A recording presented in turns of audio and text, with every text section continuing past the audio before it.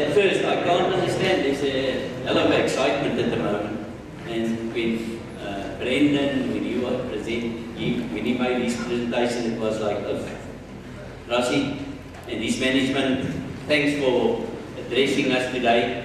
Rassie will just tell us the way we're going to do it and we're going to deal with the session. Rassie, and thanks for you and your management, and I think let's give them a hand for great performance by the box.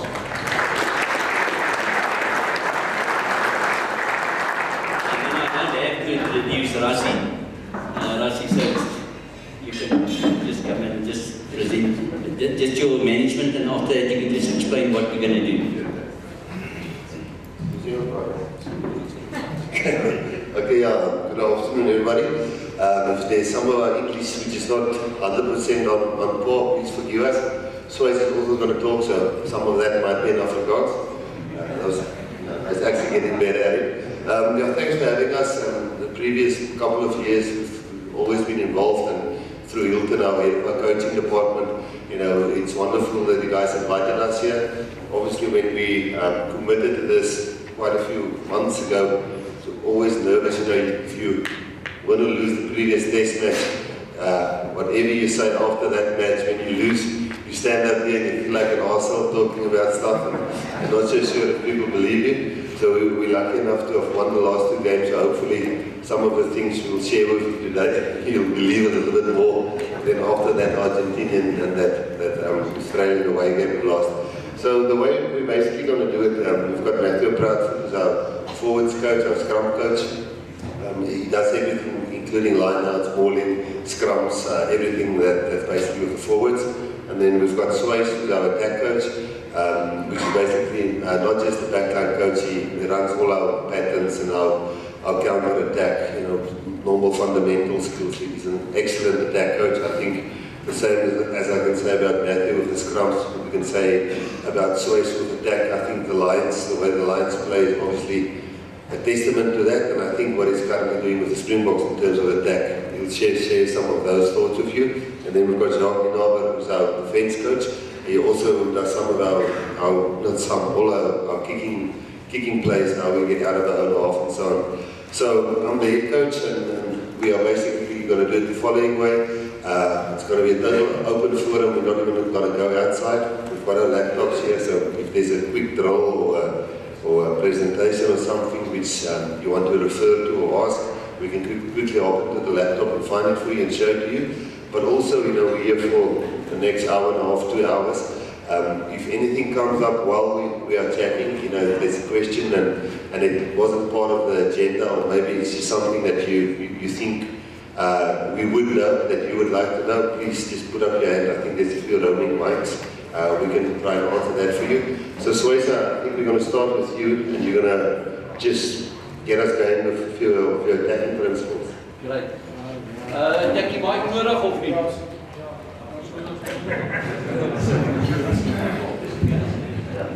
Middag julle, good afternoon.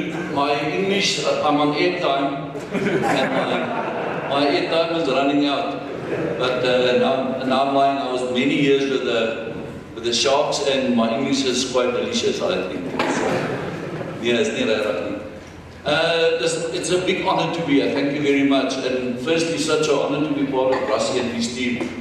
It's really a blessing, and I don't take any moment, any second for granted. It's just wonderful at my age, after 100 years with Chris in the game. We just discussed, it's so nice to see all the coaches always at the Craven week, and just the camaraderie. Eugene, how many years we've seen and worked together, and so we must keep that fraternity going, and that brotherhood in this country, and what we stand for. It's great. So thanks to everyone. Any foreign guys from, I just want to see any school coaches?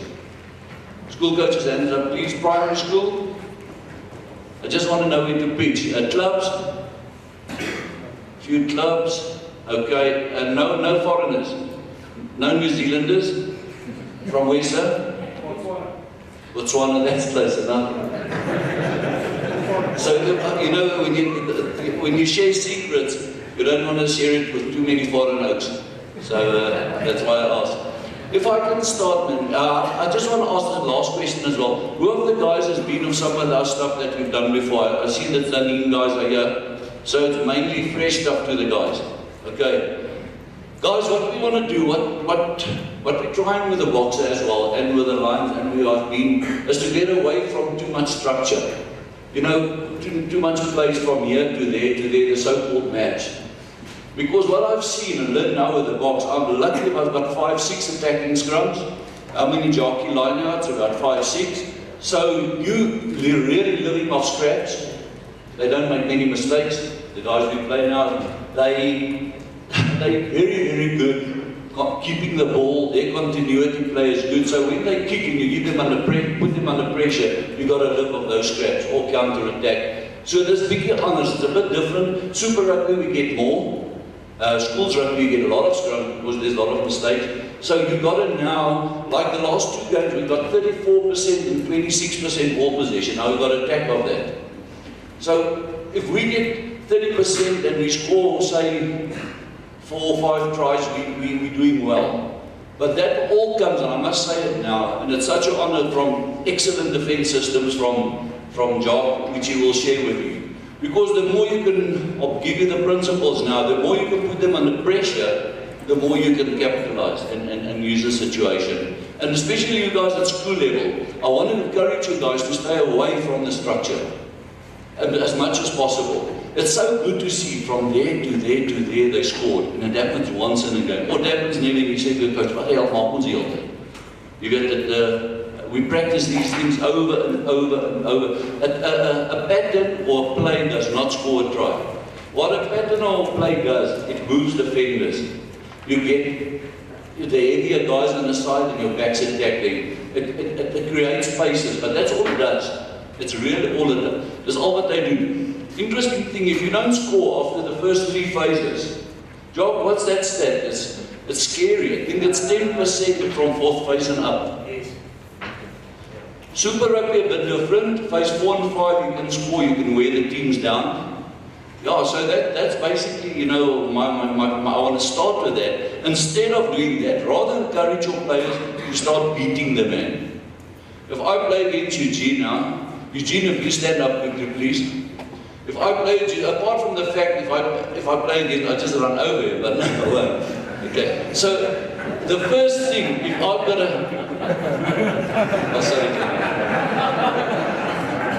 if you Bakkies Boerta and it's Eugene here, and Bakkies can run over him, it's Bakkies circus act, let him do it. But if I want to play against Eugene and I've got the ball, and the first thing is my mind to pass the ball, what do? Just have a look. If my mindset is there where they're sitting, if I act by late, I'm bailing out. So, ons kinders leer eerste, dankie Gina, ons eerste, we shouldn't teach our players the first thing to pass the ball. Who shouts pass? Normally, the wing. The wing's girlfriend and the wing's dad. And afterwards, as net die honders bal gepaas. That is so negative, and that's going to be my topic, apart from the principles, and I get nog, jy net my stop, Ras. That's going to be my topic to say that you can take it back and try it. Is rather focus on how to beat the player than anything else. You moet kan pass. Passing is one of the ways to beat the player. If we you'll do myself against 2 players, and I just pass the ball to him, what do I create? Nothing. Nothing. And that is this often the first thing I see if I watch schools rugby and stuff, hierdie ouens verstaan nie, dis the first principle. So if I can share this with you quickly, ek is nie goed op 'n laptop teenoor, ek weet nie presies hoe hy werk nie. So ek sal, for you guys at the back, I'll explain it nicely, quickly. We worked through the years now. Blikkies, where's Blikkies? Hey Blikkies, goed om jou te sien, man. Over the years, you'll recognize this. Years back in the 90s, we were at Saru, and we had things started planning the principles. And Blikkies, you'll remember there were 4, and it gradually carried on. Now, what we do and what we work out, and we're doing it now with the box as well. This was my golden guidelines on attack the last few years. First with Akkers, and now when I took over on my own. We just stuck to this rigidly. We'll do a few clips. Sit at the clips, and I did it yesterday with the boxer. Russell will tell you, we'll show a clip or two, and then ask them, did we tick the principles? And if they tick the principles, it's amazing, the results were there. If you battle with one of them, and they're not in a specific order, but if you battle with one of them, you can't make it. So the first one, I'll go through them very briefly, but I'll focus on these two. The first one is, as I explained, you've got to teach your player to beat the guy in front of you. Once he understands that, you're on your way there. Ek sal vir julle 'n paar maniere wys hoe jy hom beat, julle ken dit al, maar ek sal daaraan gee baie aandag op die attack. Selfs nou met die bokke, hulle wil dadelik weet watter moves gaan ons doen, watter lonses gaan ons sê, boys, we're going to do the bread and butter first. If you can do the bread and butter, and now it's starting. In fact, I only said to you yesterday on the bus back, I said, yeah, I'm feeling a bit more confident. They're starting to understand the principles now. Waarom toe gaan het? Yes, see, this like he was for many years with Kersney. So good to see the guys. Keep the fraternity going, guys. It's important for us. If you look at beat the man as the first principle, and the second principle to support from depth, I'll go through that quickly. The third principle, we got to keep repeating those two. This faster up. Ons moet nog steeds ons moeg maak. Our trainer is brilliant with the boxer we fit, I believe. So we still got to use the principle number 3 to wear teams down. If you fit it in the system and your team must beat it eventually. After 60 minutes, they'll fall down. So also, this one for all at the lines, we try that. Sorry to refer into my franchise, but that's why I apply my training. There we try and work teams down. After minute 60, we've got a brilliant trainer in Cash van Rooyen, so after 60 minutes, we know the cracks will come. So you've got to keep repeating principle 1 and 2. So your continuity has got to be good. You've got to understand what voices in the ball that there is time for that. The fourth one is a very important one from a guideline point of view. It's all about this line, who wins this battle. And that will be my topic, to apply the pressure to the support lines. Next one, and this is what was in yesterday by school. At school we battle with that. At club level we battle, is decision making and communication. I'm not talking communication that they come and huddle every time. I'm talking about battle talk. We need to get our guys to know what does the ball carrier do, what does the support do. I'll come back to that. So we need to do decision making and communication. Boys, girls, I'll start them. Decision making, toughest thing to coach. Don't try and coach far. He's such a brilliant player. But if there's one thing that I feel he sometimes battle with, like Tiger Woods battle with stuff, or we all battle with stuff, I battle with decision making. And that's the thing we've got to sit in and drill in and drill in. I coached him for many years. You look nobody, but he Pumas ook gehad in, yeah? So you know what I'm talking about, but he's brilliant. And I still love players like that still. Why? He knows how to beat his man. He understands support lines. He understands where you need continuity. So that's net maar so 'n voorbeeld te vat. And then very important for us, especially at the lines where we started, is we trust God in everything we do. Ons wil nie 'n sport ego windgat ouens sê nie. If money determines your success or your ego, you gone. So ons wil nederige, hardwerkende, dankbare ouens sê. That's for us the 7 principles. My mond is nou droog. Right. Ek gaan gou 'n bietjie verder. Kan julle sien na agter? Dankie Gina. Raas goed. Weet jy as my mond droog is met jou kom. Let's just go a bit further. En ek moet voorbeskryf en julle sien, ek sal deur hom gaan. I refer to a circus act. What do I mean with a circus act?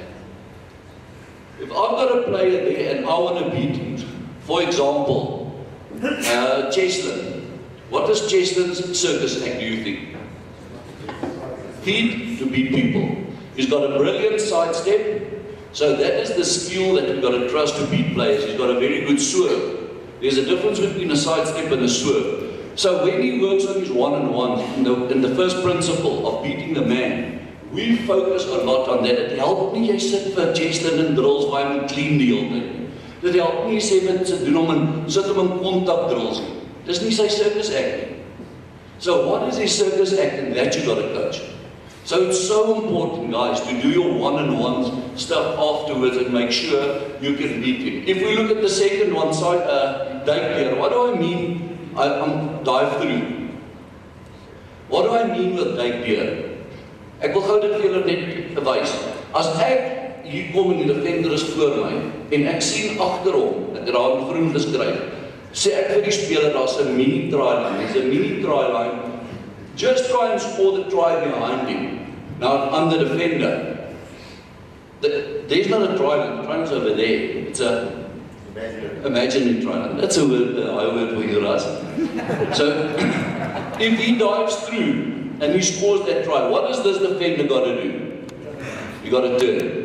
Now, as soon as you understand, the players understand that thing, as soon as I turn, I offer a target. For who? For my first supporter. Julle moet dit verstaan, boys. As die baldra, if the ball carrier looks after the ball and dives through, and he forgets, and the supporter that support him forgets about the ball, he looks after the ball carrier, you're halfway there. Our first test in Wales, we had 5 examples where the supporter, as you'll remember, ran past. And dit maak ons mal. Dit het weer gebeur, wil julle roos, so briljant soos wat hy is, en ek wil nie net vertel hoe goed hulle is nie, dis 'n work on vir hom. Okay, dan sal hy weer hardop. Julle al gesien, he doesn't because he's so passionate, not because he's the moeder or anything. Okay. So, if the job of the ball carrier is to look after the ball, for example, to dive through and score a try, what is the first supporter's job? To look after the ball carrier. Vergeet die bal. Okay, dis dankie Chris. Another way, I remember Marcel would say that I can think of players that Brad Barrett had it as a very good hit and spin. Now, as soon as he spin, he offered a target again. So al wat ons wil kyk, ons wil daai supporter wat aankom, hy wil kyk of hy iets kan hê wat hy kan eet. By the way, why don't we want to set up rucks? 1, it slows the pace down. 2, the defense line forms. 3, great, we're off our feet. So daar's baie redes hoekom ons nie wil grond toe gaan nie, maar nou sê ek vir jou, as my circus act is van een ou om deur te duik, leer ek hom eintlik om van sy grond, van sy voete af te gaan. John Smith het dit altyd so goed vir die Vrystaat gedoen. Julle kan in ouens dink wat dit kan doen. So that is his circus act. Dis sy circus act, and that you must encourage. With us now, Peter Steff, like deer. So you've seen him with the lines, he does it brilliantly. Like deer. Wat doen Malcolm Marx? Very good handoff and the ability to get behind players. Beast used to have it. I remember Beast would beat the guy and then hand him off. Look at him, want as jy wegkyk, dan verloor hy die fight. Jy moet vir hom kyk. As ek hierdie ou beat en ek kyk vir hom, dan kan ek agter hom inkom, dan het ek wat geoffer vir die volgende ou. 'n Target om te bullet. Okay. Just one of the things Swayze was mentioning there, and I think every time when you work with a new coach, you learn new things. So obviously, I was looking at Swayze's attack with the Lions and thinking, Shepard, how's he getting it right? Because we actually put the names on his team sheet 3 years ago, and it's the same players, and they super up in finalists. And obviously, they're very successful, especially on attack. So when we started coaching together, a lot of us, we would have breakdown drills and say, what does the first cleaner do? What does the second cleaner do? And we used to focus a lot on that. And yes, there's roles for that, and we've got our little manuals. We call the first guy the bullet, and the second guy the ball, and we've got these teabag drills and stuff that we do. And then we started chatting because I'm passionate about the breakdown, and as you saw on Saturday, we struggled the first half, but the second half we managed to get it right against. We didn't have a lot of ball, but we got the breakdown better the second half. And if you listen to his principles, his first one is beat the man. So we would seldom have breakdown drills on our own anymore, where we say we just don't do the breakdown. So whenever Swayze does a drill on attack, it's with your circuit, he calls it his circus act. So you can think a guy like Cheslin, for example, as a sidestep, as you say, and then Malcolm will be a handoff. But he's got many different drills that he do, but just something that I think I definitely did wrong up until 8 months ago was to practice breakdown on its own, in a drill, with 4 cones, like practice the breakdown. Yes, the player must be conditioned to be able to put his shoulder in there, clean the guy away, all the different techniques, but if that doesn't go hand in hand with the ball carrier beating his man, then the breakdown is actually a stupid drill to do. So a typical example will be on a Monday or tomorrow. I think some of you guys are going to come to the training session tomorrow morning at 11, I think. You'll see always, there's never a breakdown station on its own. That's part of beating your man. So Swiss will say, we always say attack, and then the guys will start. And then if the first guy didn't beat his man, they blow the whistle and stop. Because the breakdown is only good after the guy's actually beaten his man. So when he talks about those principles in the beginning, you think, no, beat your man, support, all of those things. But after 4, 5, 6, 7 months, it actually comes through naturally. For example, on Saturday, when we struggled with the breakdown, the solution wasn't listen, be lower, or target poke, or take Hooper away. It was beat your man. You know, that was the solution to the breakdown in the second half. So yes, I think tomorrow again, when we do the warm-up, maybe if you guys can see how we incorporate those principles every single time. Thanks, Rassie. Ja, en snaaks genoeg, guys, funny enough, if you understand, I just written a few down. For example, can you kick? Can you kick? What is the advantage of a kick?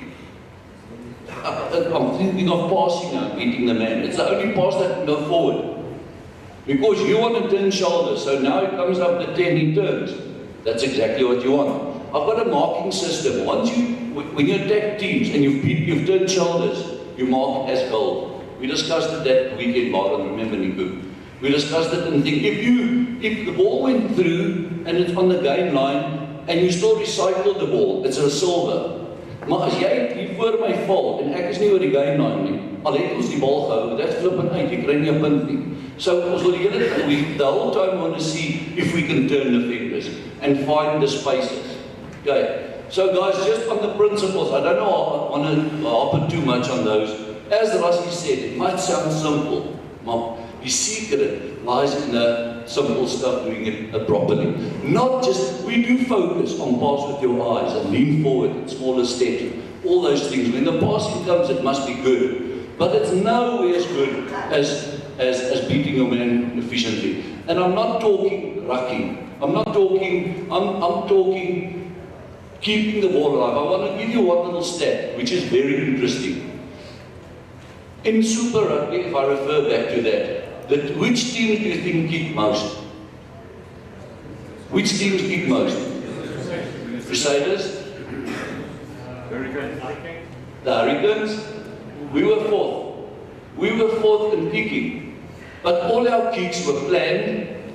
Most of our kicks fell under the department of attack kicking. You'll see Alton kicking for the wing. You'll see Harold Foster kick it through. You'll see it a lot. Now, you'll see it with the box a lot. We'll run and throw it through. Anything to turn the shoulders. Ek beloof julle at a high level, the higher it gets, and Jacques will tell you from the fence point of view, daar's nie baie clean breaks. There's not many clean breaks. And another interesting thing, defenders beaten, they deem it on the stats, once you pass the game line, the defender is beaten.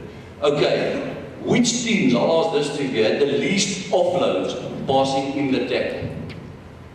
Wat is van die minste geoffload? Ja, nou staan met die offload. Die ras is hierson, ek is in die tackle, nou try ek pass.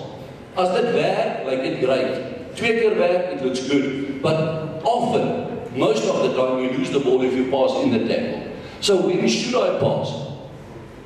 Through the tackle. Then I can pop, I can offload. First guy looks after the ball, second guy looks after him, and the third guy, what must he do? He must play. He must jog, don't even wait for the scrum off. He must be there, he must play. So to come back to the stats, we were very fortunate. We scored 89 tries, the Crusaders scored 90. The Sharks would have a hell of an improvement at the most offloads. The Chiefs, the most offloads in the tackle. They were winning that stat. So what do I say with this? If you want to be defenders, you still don't want to offload. So ek sê nie boys, we mustn't play hot potato game. Just see how quickly the ball can work. That's what you don't. You still want good ball control. Coach how you fall, how you turn, how you clean. That is important. I've learned that from Russian, the detail he puts on that. He said in the change room as well, he had to show them their goal, how you lift, how you forklift, how you do that once you've fallen. So daai detail moet jy nog steeds coach. I'm not saying that's not hot potato stuff. Okay. Any questions on that maybe? Yes? Sorry, ek weet nie oor jy praat van die circus acts. Maar die Springbokke, werk julle nog aan julle spelers wat hulle alle circus acts kan perfect of sy circus acts act? That's it. Nou, Pietie, baie goeie vraag. What Pietie is asking there are certain fundamentals what we will do. We do passing as beating the player. We do certain things for certain individuals, Pietie. Basic stuff, wat almal moet kan doen. Maar ons focus, I will for example catch a guy when he does something right, I'll tell him. Damien, that was a good step. Yes, you had a good step, yes. Damien, that was very good. Hoe het het gevoel? Here's wat vraag jy die coach my hoe het gevoel. Maar nou like hy dit, so he start believing now, that's his service. Ek sê, I'll focus on it. I'll definitely focus on that, whatever your skill is. Frans Manerva runs a perfect out in line. Elton picked him up, he hit the man, there he goes. Now Francie, now he just wants in every session, in fact Francie, he came to me, he wanted to do those runs. The 15 minutes after training, we focus on that, every time. And I think Jacques, you mentioned it yesterday, ons hoef dit nie meer te enforce nie, dit kom natuurlijk. As soos klaar is, dan gaan hulle, they just go, they're off to their stations and they work on their circus act. And I always say, if you just a juggler, go to a circus, if you juggle, and you're bloody good. 8, 9, 10 juggles, they clap hands, they give you money, you're professional. But you can't be a professional rugby player and don't have a circus act. So jy moet uitvind with your team, hoe you coach at school, what is his act? Is it a chip trokkie Jansen van Rensburg? He had a good chip and chase. And every time would catch it. I said, do it. Half time trokkie nog even chip and chase nie. Oh, God. So, does it answer your question in a way, Pietie? Hoe's my tyd, Ras? Okay. As hulle my los, gaan ons tot donker, so I just want to talk about the concept of support play a bit more. And I've got to just use my hands. As julle my net luister, if I say this is a defense line, and that's an attack line, all things equal. What do we really want to achieve is that, attack, defense. So that you can have a ball carrier, a supporter who forgets about the ball, and a third guy who can take the play on. Verstaan jy hom? If you have that, that's good, but if you can't convert, nou kom jy nou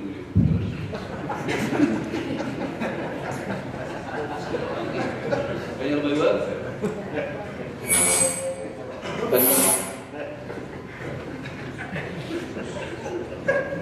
This is right. Okay, you understand that? You understand that? Weet jy my heeltemal van my wapen?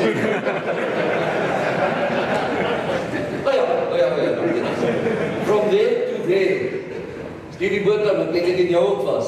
We started a lot of these things together, man, Stevie, you remember? So there you can jaw, yeah, you can't jaw. So the trick is your alignment. How you line up. People often ask me about angles. Them the only way I love Christmas Eve, that's angles, when you hear the angle grinding. They don't shoot crackers. No, that's the only angle I really know. It's more about alignment and how you adjust before you attack. Hear about me.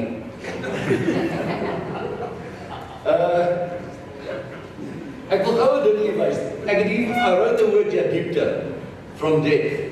So that means once I pass the ball, is the secret to put myself into a position so that should that ball carry, Hilton, if you can just play that way, stand up please. If Hilton is the ball carrier and I pass to him, my job starts. My job starts. So I can't pass and then admire his play. My job starts and my first thing is to put myself where? In depth. If I Ek sal heel baie doen.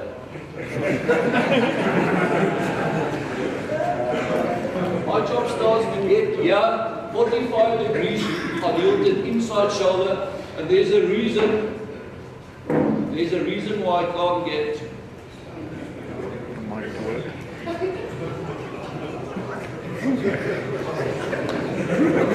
Talk amongst yourself.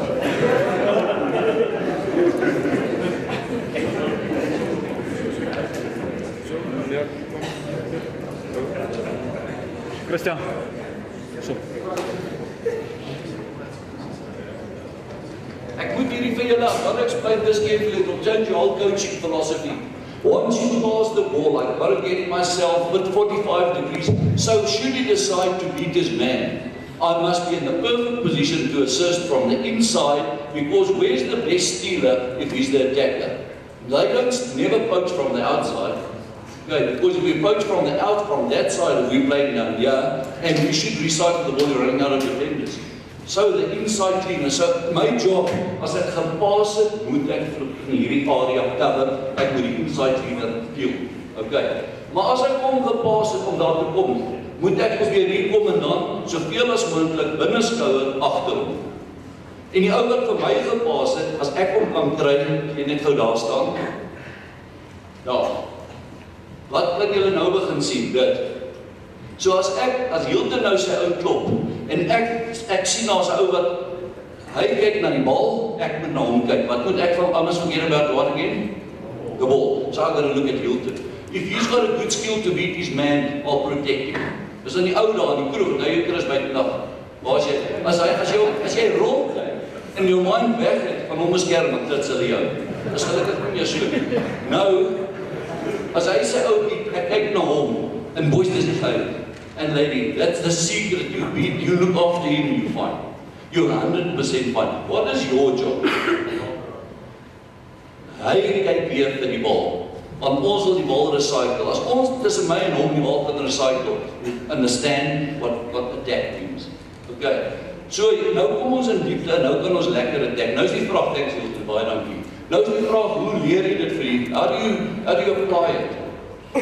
You've got to devise your drills always that once I passed, I'm going to put myself into this position. I said to John yesterday, we found a few clips, Jockey, where the ball carrier suddenly had two guys behind him. We talk about a stack attack. We loaded to beat the guys. Want nou kry ons eintlik ding mooi, there's a defender. Ons kry eintlik 3 ouens op een defender. Sou dit wees dat Eben net so net dan oor, jy's Eben oor die opponent hardloop. Nou is ek in 'n briljante posisie om hom te assist en ek weet daar op die trailrande. So my topic is nie net pass en wag vir gaps nie. Want hoe hoor die vlak om dit in die gaps? En ons daai boodskap. So if I can draw to you here, if you come from there and you've got your defenders there, if I can have this concept going, then I'll be very happy. Then who's staan die attack daar? If the ball is there, there's the run. Dis nie bad nie, hè? Alhoewel daai 2 spelers, ons sit nog een by in die drill nou. Daai 2 spelers, wat dink julle gaan hulle rol wees as daai speler geduik het, die speler kyk na hom en die speler speel bal. Wat is hulle rol? What is their job? And there's the secret. To continue this. Remember the third principle, continuity? What is their secret, James? To get themselves in a running position before what is called the defense line. So it's a race between, like God will teach the defense to beat the attack on the first inning. I always say pick a run and run early and run early. So if I've got a 9 here, I put my 9 there. I'll put 6 guys here. 1 guy in on the run, 2nd guy look off him, the 3rd guy, if the 9 is here and the 9 is there, then if they pick their running line like that, will we get there? We'll play in what we call closest corridor, the defense will win. Is the picture clear enough? So what is their job then? And also that hard down. You don't want them steep, I'll use a different color. You want them steep. So if that line is there, what about if these guys, while they play with themselves there? Sorry, I think that this might be an interesting thing, because this is something which I think most of us did and still coach differently, which Space showed me and is using currently for the Springbok. So we would actually tell them, so we would actually, we would actually, when I was coaching the attack, we tell the guys to be nice and deep, right? That's the way we'll get the ball to the end, and everybody just runs straight. So what Swayze is talking about is deep and steep, and the difference between them. And I don't think Swayze would be any harm in actually getting 4 or 3 guys here just showing them what you mean by that. We can definitely do that, Rassie. Yeah, laat ons dit saam doen, is beter so. Okay, so I just want you to understand the diagram first. If I'm not involved in the ball carrier, the supporter, or the guy to take play further on, pick your running line as soon as possible at the place. Now this is another little secret that I'll share with you. What is this? It's a dreaded defense wall that you find the whole time. Jockey uses it, they all use it, there's 4 defenders. So I want to teach my 9 to have the skill to pass to a player. Now if I draw a line down there, and I take my broek, and under my broek, we talk about the seam. I got to combine it, want julle coach op hierdie vlak. Ek wil daai seam, daai speler se kant, daai buitekant van daai speler op sy binnekant wat ek isolate. And that is the whole secret. If the 9 passes the ball, which is still the fastest player in the ball, and he beats 3 defenders, and I'm ready for that guy to beat them there. Say there's another player that you didn't get there, that's even perfect. If I can get the ball now to the middle player, what will I automatically have? The guy on the inside for the dreaded stealer, for poker. Rassie, remember we said half time, we lost 4 balls, we were bad with this, we passed to the first guy, and then there was no inside cleaner. So to get your deepness and speed, if I pass to that player, and he can get there on the seam, we turn this guy's shoulder and the ruck forms there. And these players now, from the inside player, that guy doesn't have to come and there's a 9. Now can hulle weer attack. So the whole secret of attack is to pick your running line before Tunisia 3. When can Rassie run? Is this is the game line. As jy op voorkom sien af, of van julle jonger ouens, nie, hy is nie groot op nie. Kan julle jong kom man, julle laities. Vanaf, wie's laities nie? Die kubreer. Jy het baie gekoos, nou sit jy. Dis 1 minuut 2. 2. Ja. Right. As julle hier staan, hier is die game line. Ek is die 9. Ek is die 9. Gaan jy buite Rassie? Of een binne Rassie, julle buite Rassie. Hier is die defenders, hier sit hulle, hier is die game line. Wat kan julle begin eers agter my. Begin agter my. Julle is nou hierdie 3 runners wat moet attack. Ras is naby. Nou gaan agter hom. Julle run, hier sê, nou wanneer kan die defense beweeg? Wanneer kan Eugene en Hilton en jy beweeg? Sodra die bal uit, wanneer is die bal uit? Right, die ref sê vir die bal uit. So julle gaan elke keer die reis wen, dat ons hierdie crisis corridor, as julle job, so tipe defense coaches, is in jou chops en jy gaan nie oor die voorring kom nie. So as net 'n manier, as ek 'n job coach, wat kom klop, hoe is dit? As my 9 op pad is bol toe, moet julle van hierdie diepte af, van hierdie plek af, daar kom voor die defense. En julle moet begin hardloop, you're going to start running. If I'm on my way to the ball, that right timing is so belangrik. On my way to the ball, moet julle al op die seam wees. So you say this table's end is the seam. Defender 1, 2, 3, 4. And I can get the ball, jy's nog binne, to you. Nou kom Engels in, nou kyk ons hoe ons daai ou vas. Hoe doen ons dit? Maar ek kan nie verstaan, well players are here, 9 has got the ball, they pass there to you 3. This defense will always beat you. Okay, now. So where's the seam normally? Because some guys get confused, where's the seam? So most of the times the forwards are next to the ruck. And it's normally the guys that focus on the ruck. So the breakdown is there, and I'm looking at the breakdown there, and my attention is to the breakdown there. Somewhere next to me, there's a guy focusing on the outside. It's normally there where the seam is. It's those guys focusing at the breakdown, and the third or fourth guy is not sure where he should face. So that's the scene you're talking Very about. good question, Ross. Stevie, you'll remember we referred to concertina defense. If you can play the defense like this is a concertina, a boeremusiekse concertina, if you can have that, for example, to answer the Rassie question, say I've got a scrum here, there's the edge of the field, and I can have the ball quickly there on the ruck, and their defenders are still here. Coming on, where's the seam? Like it close at the ruck here. But say that ruck form and the defenders stand there. Where's the seam? Yeah. Say it's a slow ball and the defenders are there. Where's the seam? Yeah. So that's baie keer vra. That seam varies the whole time. And the better we can manipulate that seam, we can plan our attack accordingly. Okay, and then we'll have, if the seam opens, say we took it to the edge, and that seam did open, and even Edsabet or Sous or Mako, he identifies it, he's got a call to tell you that seam is open.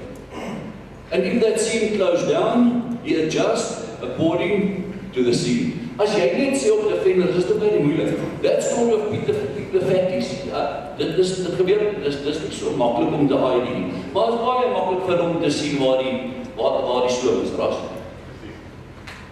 So on that thing, if the players understand it, so to come back, when can we run then?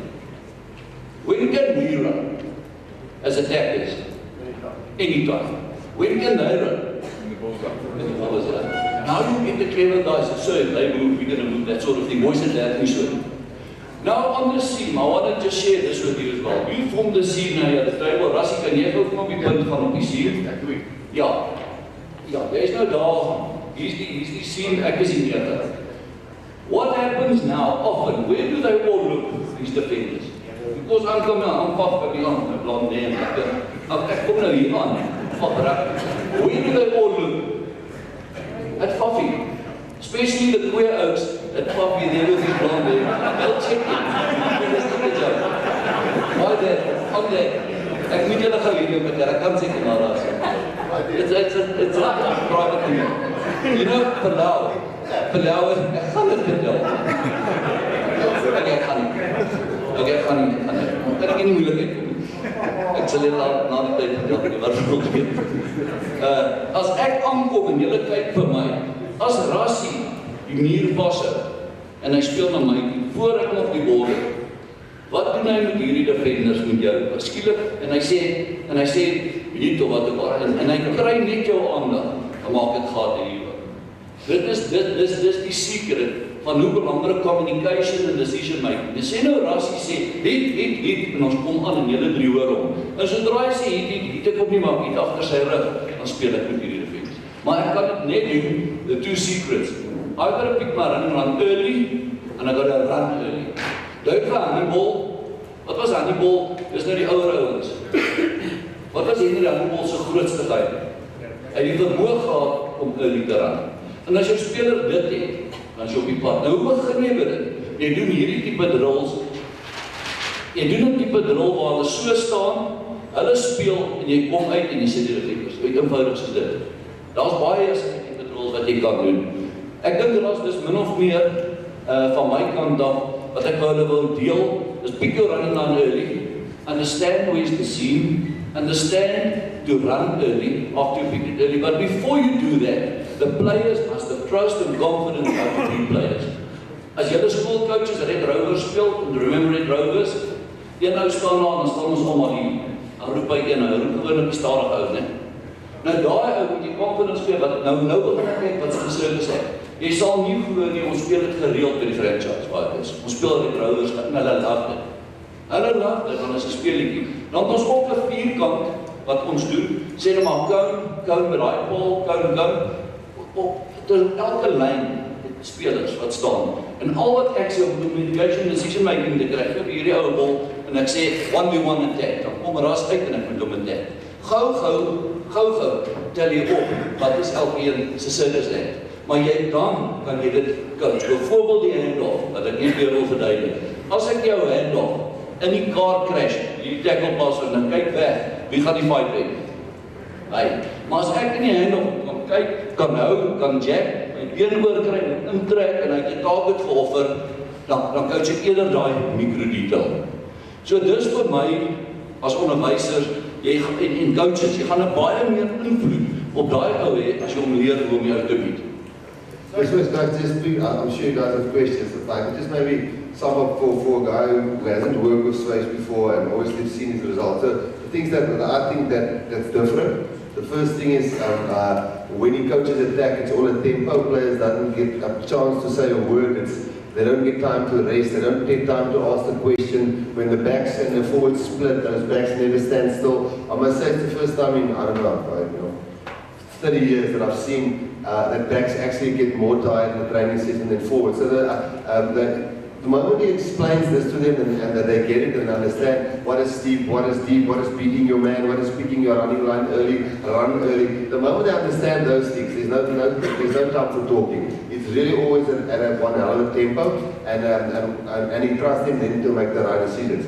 So yeah, and the other thing that was weird for me is picking your running line early and running early. Because in the old days, I would used to wait till the ball is out and US have it, and then my timing would be off US, and for Van Swanepoel or any of the lines you guys can remember. But with Sways it's different. You pick your running line, you start running.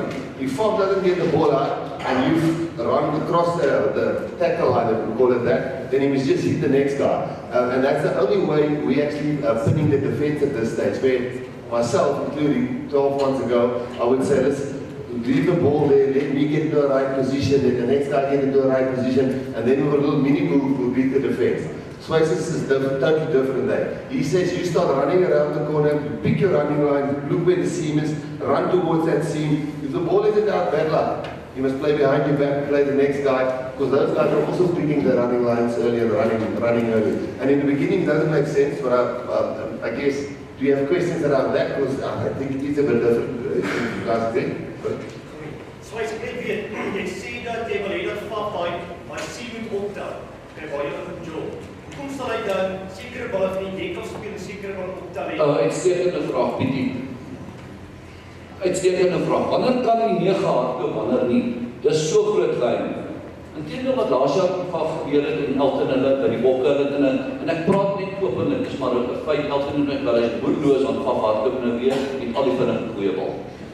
9 kan net hardloop as hy 'n ou agter hom het wat hy kan gebruik. Dan kan hy uitkoms vir die breed beste ooit met dit.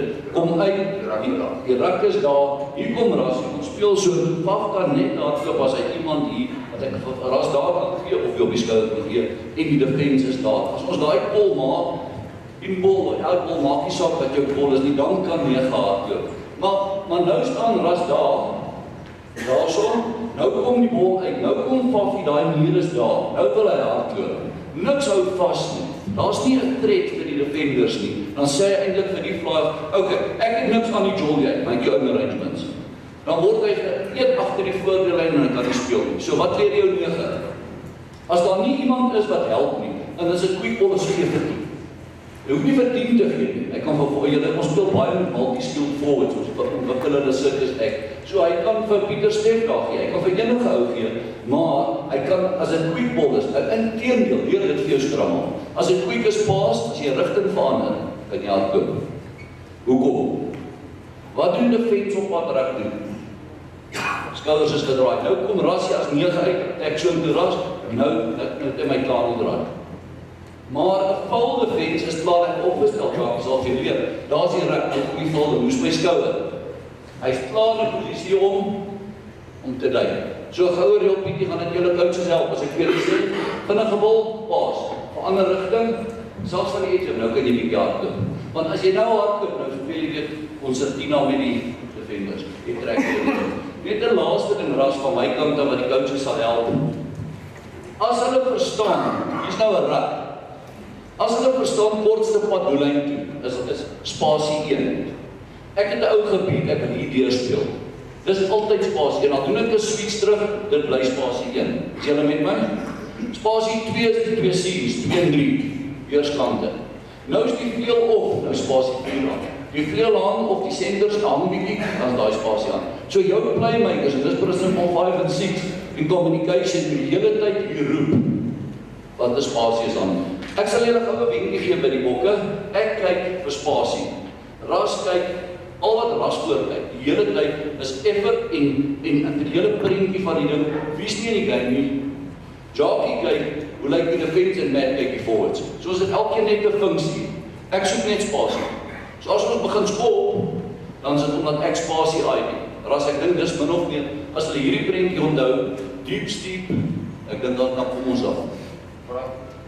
Nog vrae asseblief, maar vrae so ek like dit, ja.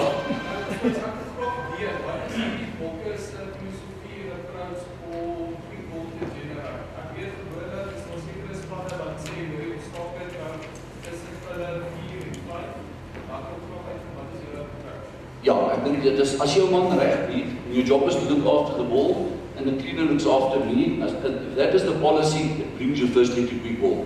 Nou kom ek by micro-coaching, en ek het die 3 gedruk, amper wat vir skoolkinders werk, soos 'n slang wat met die pad, wat uitkom in die pad, die kom lorry uit terug. Daai tipe goed, dan kan hy relate, moeilikheid, hy terug plaas, en altyd weg van die inside cleaner af. Dit gee quick ball, daar's verskeie goed wat hoe meer momentum ons kry oor die game line dat ek geteken het hoe meer natuurlik kom die quick ball. Ek dink dit gaan oor die support speler hoe hy daai ding slaan dat die quick ball generate.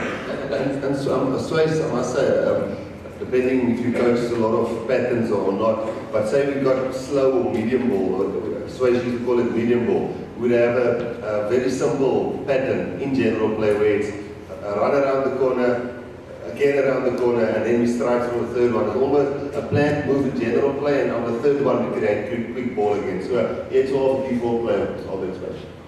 Ja, ek dink die groot ding is wat Ras nou sê, hy raak dit aan, ek weet al oor, ons dink dieselfde, ons wil nie medium ball hê nie, Stevie, hoekom nie? Hoekom wil ons nie 'n medium ball hê nie? Ons het die bal, ons moet 'n skiel hê. As dit 'n medium ball beteken, hy's nie vinnig nie, hy's ook nie stadig nie. Defense het gesettle maar ons nie. We couldn't pick our running line early and run early, but they were ready. Nou gaan jy nie chops het. So as hy nie blind, as hy nie lekker vinnig is nie, as hy soek vir spasie. Soek vir spasie, want jy gaan hom nie sommer kry nie. Of wat Rassie sê, ons sal 'n play hê. Sit hom sê 3 keer op. 1, 2, 3 keer en kyk wat doen die muur. Kyk hoe die konsertina geskuif. Want daai muur, veral met hulle vriendskap soos Jaap, daai muur maak jou dood, want daai muur kom, dit is nie so hy's ander, daai muur kom vir jou kop. Hy kom vir jou, hy lyk jou agter die voordele. Nog vrae, ons sê nog 2. Is dit om staf dan beteken as die medium ball is maak hom stadig? 100%. As hy hom stadig dan beheer hy die tempo. Nou kan ons weer, hy maak hom stadig, nou kyk ons wat hy weakness op, wat hy voel by hulle triggers, op die 5 spasies. Hy kyk vir sy 5 spasies, jy sal sien die ouens kom staan so, nou maak ons gaan skop. Het julle gesien maar die bokke gedoen het teen Nieu-Seeland en Wellington, ons het opgestel vir 'n skop toe pas soos ons daar teen die kantlyn af. Nou dit was vir my uniek, ek het geskree halleluja, hoekom? Want dit is die eerste keer dat die ouens ingekoop het, opportunity eerste, dis Rassie se geheim. Dit is my geheim, opportunity eerste. Hoekom is dit beter? Ek moet dit so kyk, Jacques moet nie hoor as ek hierdie sê. Hoekom is dit, want ek ken defense coaches en attack coaches stry altyd, maar hoekom is dit beter om van my doellyn af te hardloop, of van my 22? Jy as skoolcoaches. Die vleuels is terug, hy spasies trieke. En dis maar al. Maar nou, moet 'n defense coach moet so 'n persoonlikheid met jou flippende oortuig as jy vanaf wil hoor.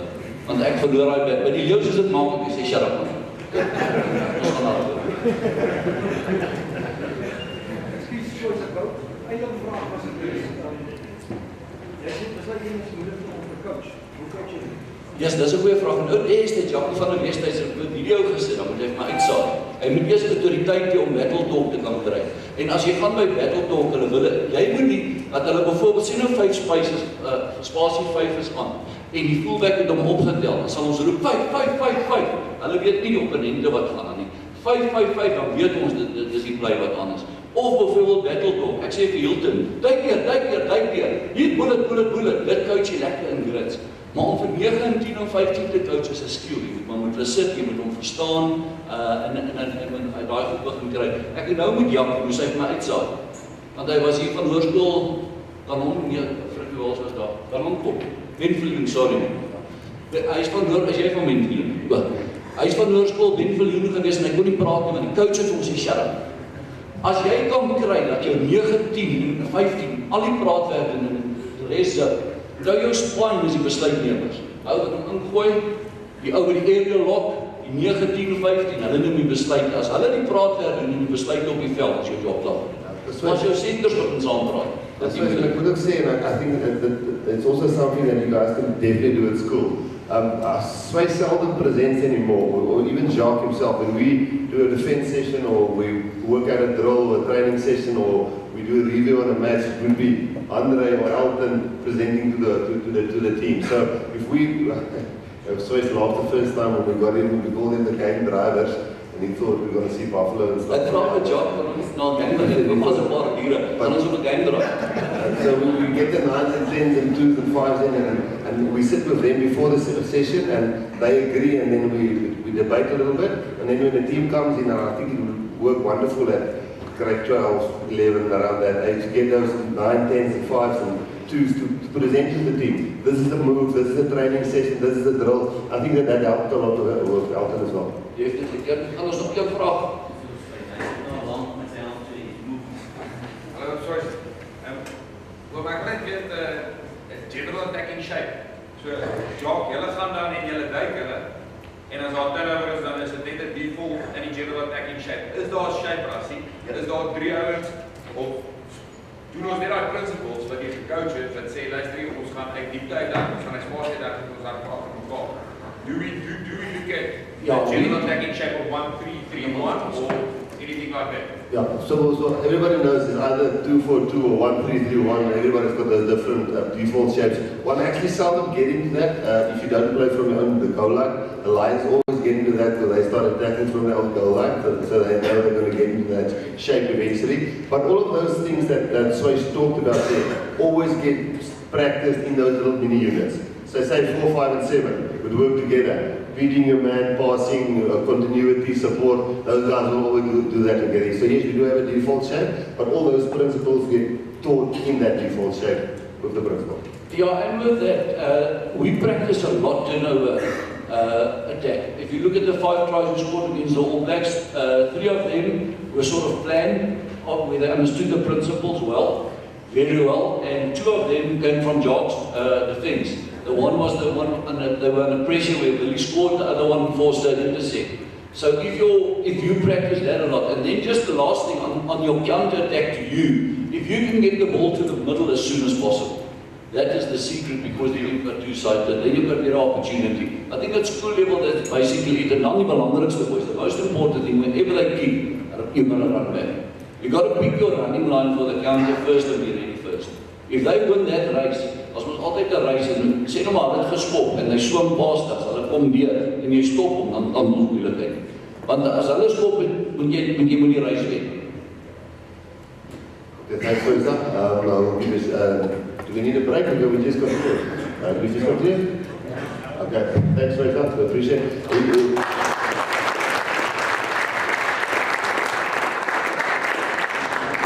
I actually think one of those tries is also a ball try, so it's ball try, sorry.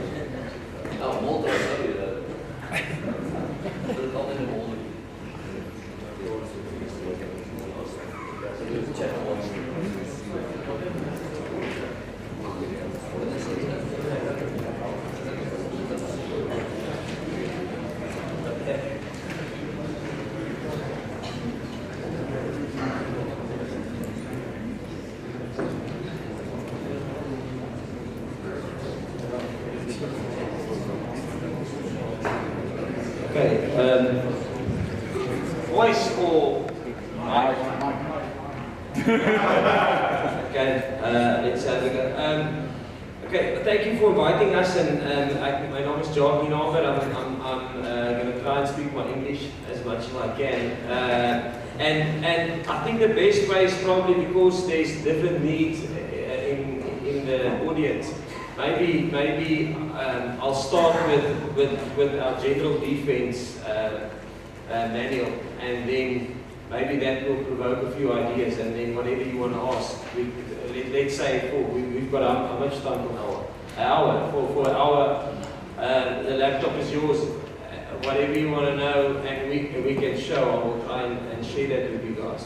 John, can I start guys? I know you want to get the defense, but as a head coach or I know sometimes, most of the times at school or at the club, you're the head coach, the backline coach, the forwards coach, you everything. So, but when we coaching currently, obviously the one guy coaches the attack, and the one guy, I do the breakdown, but it's actually part of Swayze's job. And I do the defensive breakdown, but it's actually part of John's job. So there can be a lot of overlapping. And the moment you're not 100% aligned, and listen boys, where are we going to attack, how are we going to attack, how are we going to defend, what are we doing from turnover ball, where are we kicking, where do we start running, what do we do with the defensive breakdown, do we stay out, we contest. So I think the biggest thing, it doesn't actually matter if you 100% correct in what you're doing, but if you can get your whole team of 22 players, 23 players, or with your assistant coaches, if you can get them to agree on what you're going to do, I think that's probably in the modern coaching thing, the biggest challenge is for the defense coach and the attack coach and the scrum coach and the kicking coach to say, listen here, but here we'll actually just have a steady scrum, or here we'll actually run it. Because the moment you disagree with those small little things, which we often, those rough some mornings at 7 there after a loss, and we do a review of the game. So he does the defense and the kicking game, so it's not just defense. He's going to show you the defense manual quickly, but he also gets us out of our half if we have to. Is it fair trade off a deal? What I just said in terms of I'm quickly going to go through this, and whatever you want to ask, you can go. I don't think there's magic. I think our system is not different to your systems. There's maybe a little bit more emphasis on this or on that. But let's give it a go. So this is the language that we use. I'm gonna see my cursor. So the main, firstly, when you get a defense system, the thing is you gotta own your own language, so that the players understand you, and in terms of and these are the words that you use a lot and that you use to your game driver. So these are the language that we use. I'm going to get to the twofold policy. So these two words doesn't look very important, but they're probably the most important thing in our defense manual is fold and help. So fold is normally when we want to send players from one side of the ruck to the other side, we call that, I'll get you the detail, but these guys we call pushers of our defense, so they push our defense numbers, and these guys are the pullers, they call help. And then quickly, you will see here at the ruck, I'm going to show you our tackle contest. We call it seek and destroy. We want two guys in the tackle predominantly. One guy low, other guy high. I'll show you the next slide. We'll go into more detail there. What we call, just so that you guys understand me, in terms, when I talk about pillars, that's the guy next to the ruck. Then the guy next to him is our 20. Then the guy next to him is our 30. Then the guy 40 is 4 out of the ruck, 50 is 5 out. And on this side, it's just negative pillar, minus 10, minus 20, minus 30, minus 40. So just so that you understand when I talk about, listen, we've got to set the minus side or the pink side, or the the pink side is this blind. If the attack starts from there and they play same side, the pink side is the non-engaged side, the side that's not getting threatened. And you'll see, you'll catch my drift later why I'm saying that to you. This side we call the open side. That's probably that. On our tackle contest, like I say, we use the term seek and destroy. We try and get the primary defender, which is 90% of the time the inside defender, to go low and shoot legs. And then the secondary defender, or the guy coming in for the double, is called the destroyer. He normally tries to get on the ball. So that is our tackle contest. Then I'm going to go quickly our spacing. Our spacing principles is we've got 2 mini units that we run defensively. So the first one is the ruck mini unit. That's the first 5 players next to the ruck. They need to have responsibilities and role clarity. We're going to go through that a little bit later, and then we've got a gate meter which is a little bit more on the edge, which Australia threatened with all those breach passes. So that's the gate unit. So what we will do sometimes, if we have problems, we will work on one of the two more than the other one. I think, yeah. So if you think the team's going to attack you more through the middle, with the one-pass game, your ruck defense should be nice and sharp, your ruck mini unit. And when you think they're going to do a multi-pass attack against you and try and outflank you, then you've got to work a little bit harder on your gate mini unit. So I think if I come and we go back to that one, if you just take that gate mini unit and just show the cursor over that. If you, if you think that that unit there, if you think say it was Lucanio Jesse or Andre Estreisen and Damien Dalenda or Lionel Mapuche, you think of all the different center combinations we've had so far, and with the new defenses we want to bring in, people would think, how can you concede 24 points against England all of a sudden? And of course, Lucanio doesn't know how to defend that mini unit, because at the Sharks they do it differently than at the Box, and the Lions do it different, and then the Western Stormers does it different. And now while we're still finding our feet, we've say probably Damien and Jesse probably our more settled combination. We've played 12 times together. All the other guys, when they do this defense and these drills, we get an injury, and now it's Lionel's turn, and then Damien is out, and then Andre Estreisen. So why we not cut him? Well, probably on Saturday we'll again have to defend it really well. But if these mini units get chopped up a lot because of continuity problems with injuries, that's the only way you get cut, and you get 24-3 down. Yeah. I would say when we came here, I told Rassi to get the gate functioning like we did. I think the previous club that I worked with, it took us 7 weeks pre-season where I probably had two days at least a week, and then probably another 6 to 8 games for them to fully get the hang of it. So I don't think defensively, I don't think we're great. I think we probably about a 5 out of 10 in terms of what we should get right.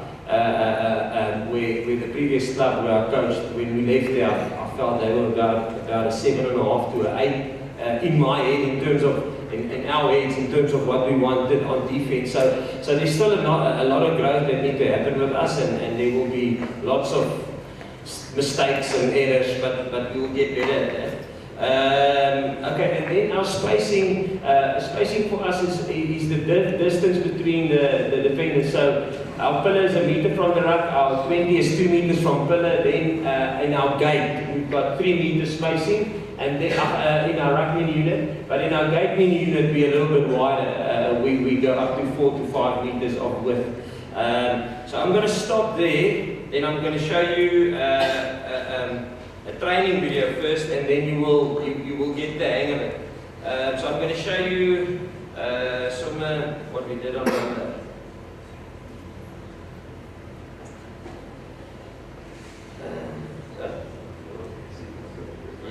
yeah, you'll see it tomorrow.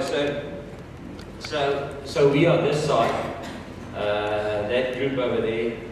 So that's our gate, and sometimes you don't in the beginning I underestimated how important spacing is. Sometimes you think if I say you've got to be a meter, it's okay to be half a meter. It's not.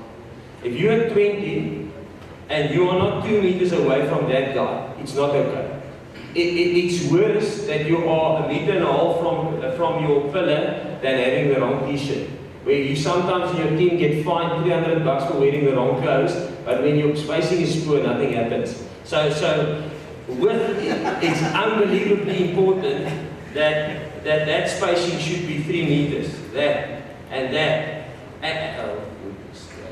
That must be 3 meters. That's too tight. And I'm telling you why I'm saying it's difficult for the players. Yeah, they struggle with it. To get that feeling, okay, this is 3 meters, I'm now okay. Or this is 4 meters, I'm okay. But here you can see, this is our gate. They're a little bit further apart. John, I'm going to pop in every single time. You show them where the seam would be there now, which there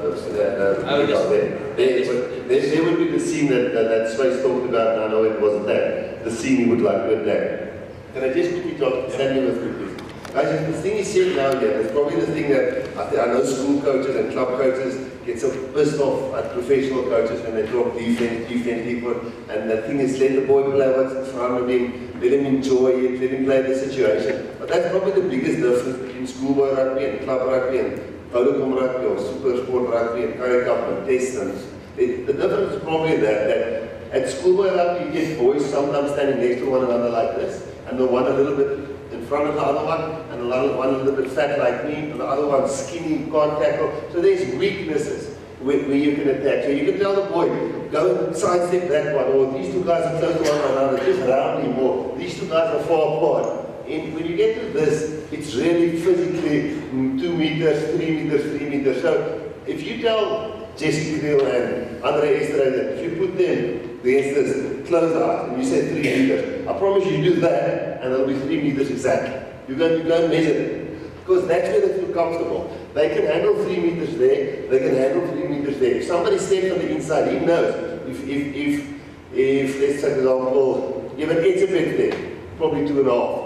Because Eben won't maybe reach there. And that's why people say, why don't you just play like a schoolboy? Because there's a wall of guys, spaced, only one guy or two guys in the breakdown. All of them are athletes, all of them can tackle, all of them are super athletes at school. If you think Reese is probably our weakest, slowest guy currently, but he's still one of the most physical, fastest guys I've coached in world rugby, but he's probably one of our, I wouldn't say weakest links, but compared to the other guys in the team, he's probably one of the not as good a defender in a Springbok environment. So the difference between that, what he's saying there, yes, guys, when you get the ball, we train a lot against them. There's a wall of guys, 1 meter, 2 meters, 3 meters, 3 meters, 3 meters, spaced out, and all of them can tackle, and now they've got line speed coming at you. And now people say, play what you see.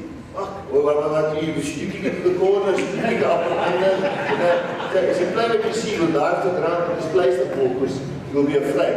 That's a big thing. If we can get schoolboys, I don't say coach a lot of defense, if we can get schoolboys to face that when they're 16, 17 and 18, if they can start facing organized defense, when they get to professional rugby, they won't turn into robots and just want to be patterns. Because I was a guy when I was younger and much slimmer, I enjoyed to sidestep. And then the defense coaches came into the thing, and there was nothing to sidestep.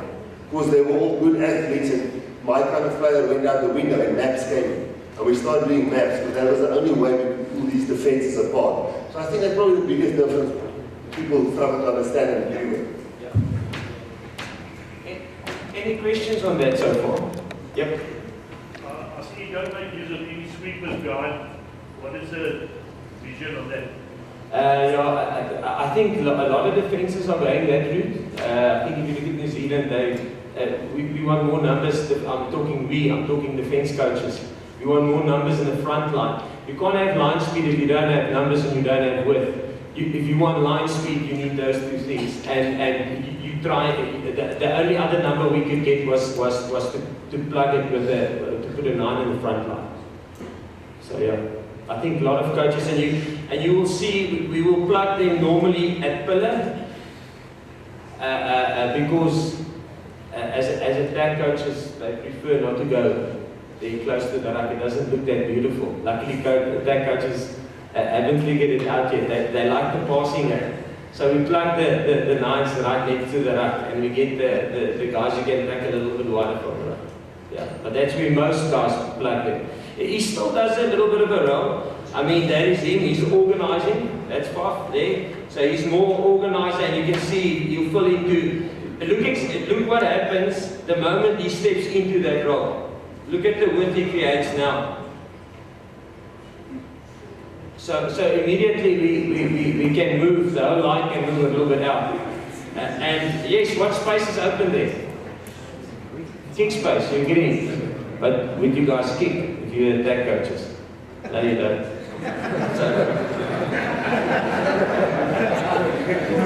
The moment they start kicking, the ball goes on. Keep the ball there.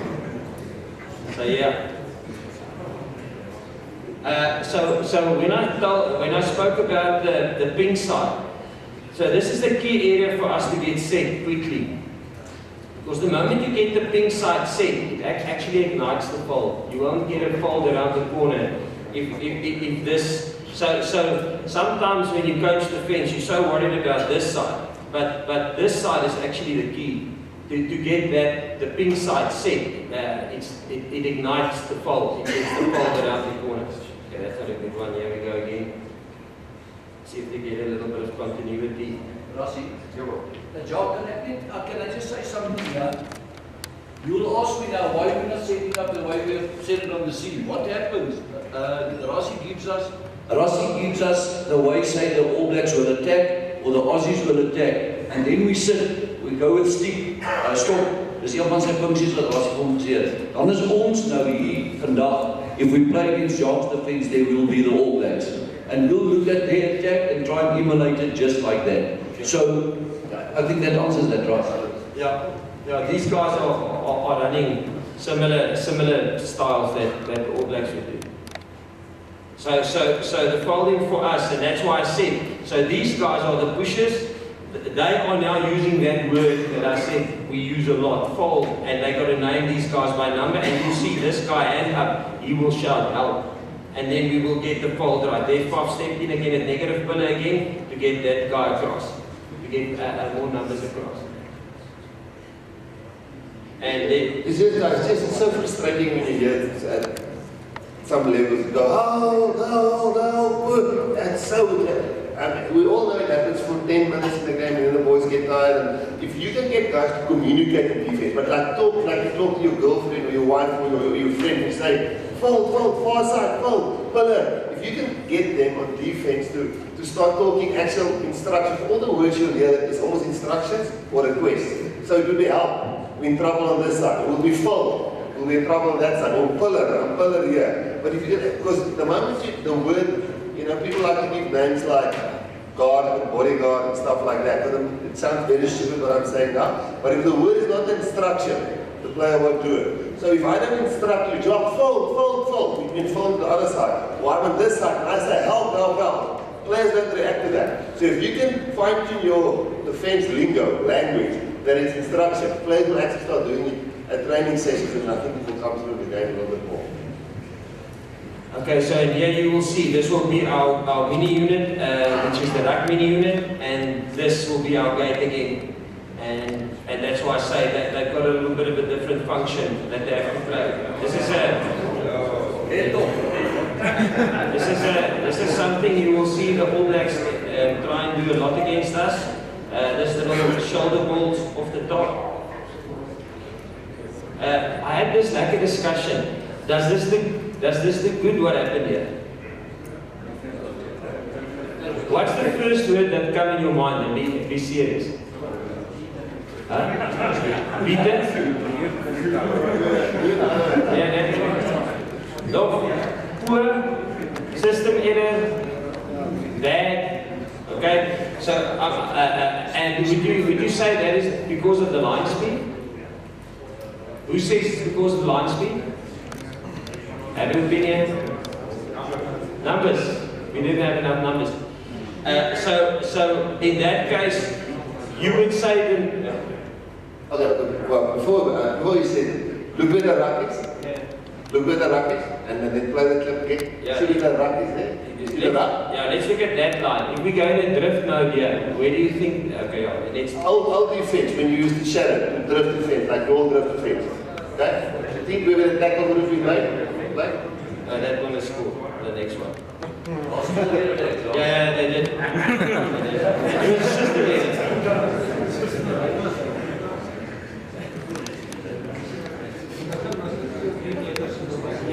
Yeah, it's a good point. I think this happened late. So when we got the number around, there's your big problem. So this guy should probably have been there. Yeah. That's why I say spacing and alignment. Guys will normally come to me and say, listen, what's the most important thing on defense? I say spacing and alignment. Alignment for us is aligning our numbers on this side of the ruck with their numbers on this side of the ruck. That for us is what we call alignment. So your ability to align that you don't burn numbers on this side with the amount of numbers they have on attack on that side, and spacing. Then guys look at me and they laugh. They think I'm trying to keep secrets, but it's not. That's why. And I think he was actually doing the right thing. Maybe he could have stayed out a little bit longer. But that was good attack. And that, I think, on Saturday you'll probably see New Zealand try and do a lot. You just go back one. You just remember where the ruck was. Go back to where the ruck was. Please, that first ruck. You see it on that green line there where the dark and against one another. You look at the fullback now. Remember where that ruck was. We all rushed. We still missed the tackle. But let's say stop. Then you agree the ruck was on that line. You agree the ruck was there. It looked like they totally cut us out. But say that fullback made that last tackle right there now.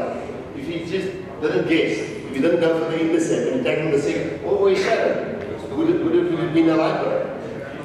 You wouldn't have been. You look very shit because they ran about 10 meters, but they ran 10 meters behind that vantage line and his place never knocking. Say he made the tackle there now, the last guy, ball and all there. He would have been behind that vantage line. You agree? But it is a try and the fullback made the wrong decision. But the point is because you have line speed, sometimes it looks like a line break, but the net result isn't actually negative. You understand what I'm saying? I think we will see it, yeah. Jock, Saterdag, die hand tackle, het die train heel net ingetackle. Is dit a defensive plan of is dit a lack of experience that hy... Yeah, tackle actually and hy's perfect. Is it so, hy skiet in om die lyn te cut basis? Yeah, he's not hitting in at all. At all, he's doing exactly what he should be doing. But again, just like with drift reflexes, Savia might around him and score. Yeah. It's not to say because he does that, that's a perfect system and they're not going to score tries. That is a system that put the skill set under more pressure. Because flyers now their whole life, for 18 years, they grew up getting the ball there. Now there's space here. Now all of a sudden we get the ball up and there's people in my face here. Now eventually they're going to get used to that. Oh shit, okay, I must be a little bit deeper, and they go deeper and deeper. So it's not to say because he's tackling that way, we won't concede tries. It's just something different for the attacking people to see. Maybe if I show you this, yes, I must know. Just think where we can go.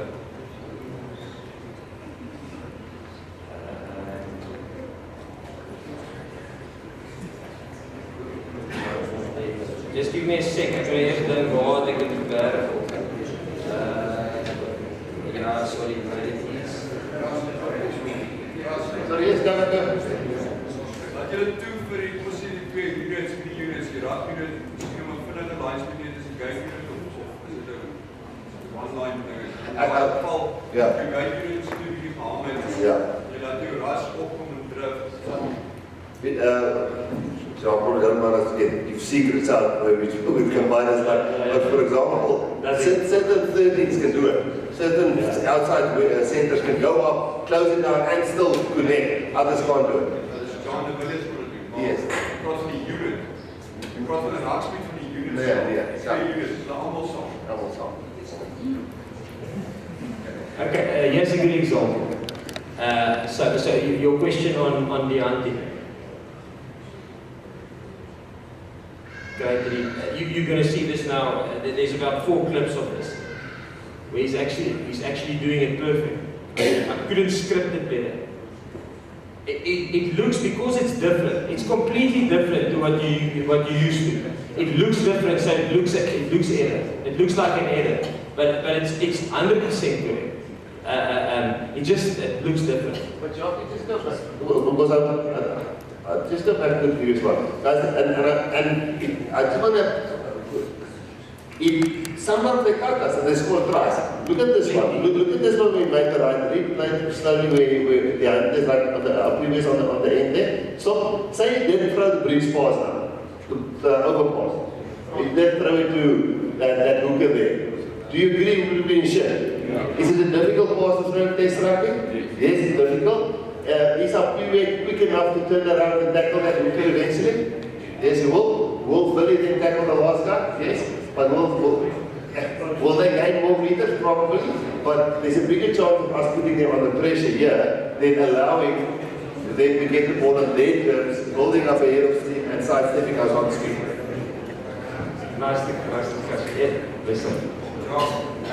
Just one thing, line speed, you have to have numbers, that's your philosophy. Yeah. But do you believe in maybe a bit of a slower speed and a dominant, where you set a chop tackle and a tackle above, which you did in the past 2 games, especially against the All Blacks? Do you prepare test or do you have one fixed system? No, you will definitely have to mix it up. I don't think you can because attack's different. So you can't always go in with the same plan. No, yeah, so you're right. And players different. You get an injury. Peter steps into it, it's like a bullet, it shoots in there. The next guy is great over the ball, but he's more of a soap tackler. Right? People say, why don't you play a fetcher? Why don't you play a fetcher?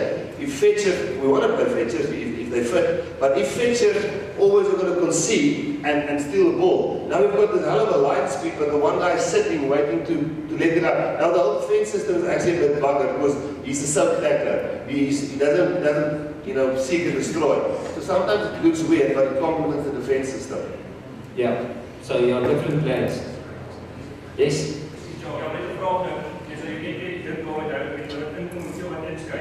Wat van as jy nou 'n ekstra sportplayer het agter daai 2 sportrammer daar om die spasie daar op te maak? In New Zealand nou? Ja. Dis vir as jy nie weet die speel daar waar jy kom die tackle maak, jy kan dan daar en hy speel daar. Ja, daar. Wat skryf daar in die veld? Ja, dan soos ons moet.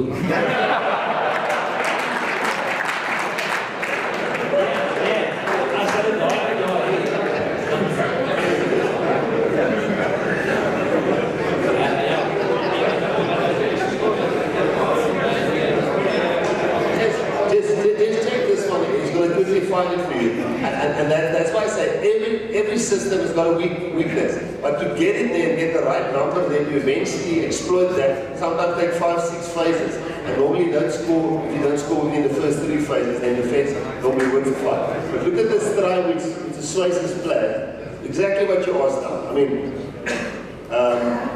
look at this try. Exactly what you said. And here they actually stood off. They didn't come out. They stood off and that same move still worked. They just forward a little bit, John. Or play. What? Okay. Now look at it now. Next one. Look at Sosa's line now. Stop. Play. So Sosa did exactly what you said. Can you see number 5 there? And they have a drift defense here, and they still couldn't stop that. So sometimes it looks worse because we go a little bit harder, but they're exactly the same movement, and we walked over for a try. So you're playing that sweep even when the team is sitting back. You're still out there. The tough thing to defend. Was daai 'n set play wat julle gesien het 'n weakness is met New Zealand, of was daai wat soos vroeër gesê het van die principles pick early, wat toe is? Ja, goeie vraag. Hy gaan sommer nou die deur gaan. Ek wil net gou vir julle 2 minute. Ek en Jackie werk altyd so saam, want jy kan nie die fence in die nek spray as jy gou teruggaan. Ek het hierdie klip in die spelers weer gegaan en vir hulle gesê ons beoordeel gou die 7 principles. Nou wil ek jou vraag gou, dit sal 2 minute wees. As Melke dag gaan, gee my punt nou. Hy stop, het hy target geoffer vir Sia? Ja. Okay, so gee hom gou. Raai die volgende een, ek gaan aan. Stop nou, is ons op die sien. Sous is bietjie obstruksielyn daar, maar kan jy sien waar die 1, 2 en die paas 5 defenders te kom. Is daai ons in 'n stack attack? Ja, hier stop. Nou, is ons 5 attackers op hulle sien. So ek gee hulle goud vir daai een, okay? Nou werk ons deel as 'n bietjie lucky. Pieter Steef great op stop nou. Kan jy sien het ons stack attack op die sien? Kan jy sien daar Linde? Kan jy sien Polly heel agter wat die skipper aan communicator, hy sê vir hulle wat hulle moet doen. Hy is op sy plek daar Polla, dis daai maar 1-10 op sy rug. Hy speel aan. Daar stop nou. Okay, kan jy sien daai sien word nou al die kleiner. Hulle 2, ons begin 1 2 3 4 5 6 kry 1 3. So ons begin die numbers weer. Hoekom? Want ons pick ons running line early, ons run early. Speel aan. Okay, nou kan jy sien, nou sou die presies dieselfde wat ons het stop. Nou soos op die sien. Ben Smith panic hy tackle in. Kan jy sien die pass in support? Waar's Frans Malherbe? Waar trek Melkom hulle? Nou weet ek ons het hulle. Nou is die sien oop. Nou het ons 'n overlap en jy kan hom druk. So, uit die beginsels ding was they go forward? Was they support? How was the continuity? How is the pressure? All on them. How is decision-making communication? Did we trust God for this great try? Al 7 principles getref. So, het werk nie altyd so nie. Dis baie lekkerder vir ons om dit te sien, boys. It's much nicer to see this than a planned move. Much nicer. Okay. Ek gaan dit aan boord daar. Yes. Daarmee met Franco wat daarmee lyn gehardloop het. Was dit Willie wat daai space gespot het, want dit is actually wat die skouer gedraai het en hulle nie naam goed nou meer. But picking your running line early. And so now Faf must make a decision. Is he running into space or should I play behind his back? So who made the pass? Faf then. Yeah. Faf makes a decision. Onthou jy wat ek gewys het van dit na dit? Van dit na dit. Ons het hoeveel keer wat ons dit gekry het. As die spelers dit begin verstaan, dan kan jy begin speel. Dis eintlik die beginsel. Want nou dis soos 'n tornado, hy maak eintlik so. Hy maak eintlik so. So Faf het daardie besluit gemaak. Yes. Hy het besluit gelede hy die regte besluit gemaak. Ja, hy het Franco gespeel. Because if Franco doesn't run early, Faf can't make a decision. If Franco is waiting for Faf, now Franco is waiting, Faf's waiting another time. But now Franco picked his line, now Faf can make a decision. That's what this is my principle say, let's speak is not even faster, but it comes along. Okay, alignment, like I said, alignment is basically aligning our numbers with their numbers. You saw clips now in the training session of alignment and how we're trying to get alignment right. And people normally ask, let me ask you, when do you scramble? When does the fence scramble? Long before you see the alignment. When you don't have alignment and spacing, that is when you are not in control and you're starting to scramble. You maybe haven't seen the chaos yet, but it's coming. It's like that horror movie when you hear the movie before the spooks bring it. What makes alignment and spacing work? This is quite important. That seek and destroy is probably while the guy. That's why I'll show you a few clips on the seek and destroy part. That's why you can never. The system is only there to put a guy across somebody to execute a tackle. That tackle contest is the begin and end all of anything, of everything. If you don't have tackle contest, the tackle fight, the one here at the bottom, if you don't have that, you will not have time to do alignment and spacing and pick up their numbers. Then Swiss is winning. They're picking their running lines early. You're not getting numbers around the corner. He's getting onto your seam. And then you're already scrambling. Although it doesn't look so on TV, they're not behind you yet. But it's just a question of time. They scramble on clock. Quickly want to talk about our folding policy. Our folding policy is... I'm going to just show you this one clip. The folding policy, like I said, we've got the guys on the non-threatened side, we call them pushers. They push our defense, they're very important for us. And they're the guys that if they are lazy, we struggle. Then we have two guys, 2 or 3, there's no set numbers that you normally send around, but I would say 80% of the time it's roughly 2, because we have a seek and destroy mentality. We normally get 2 guys back on the pink side, on the blind side. So we just send 2 numbers around again, so just to equal out the number. But it's not always 2. Sometimes it's only 1, sometimes it's 3. And these guys are the pullers. They're the guys shouting help, or they're not shouting. Like I said, we communicate. So that's why I started. The first slide I put on was you got to get a lingo. You got to get a language that the guys talk, their own language. And instructions. That's the most important part. Before you start designing your defense system, get a language. And you must hear that small little battle talk the whole time. Then I'm not going to go too much detail. The roundabout pillars, you watch the pick and go. The roundabout 20 is watching the 9. The roundabout 30 is the guy bringing the line speed. The third guy, he's normally on the first set of hands. Then this is just a slide to show that we would like normally to get the forwards and the tighties, which sounds like a stupid comment. Everybody does it, but I mean we want to get our quicker guys on the edges and the other guys, the loosies and the backs on the edge and the tighties in the middle. So I'm going to go back to that training session to maybe show you, to see if we can't get see some of those principles.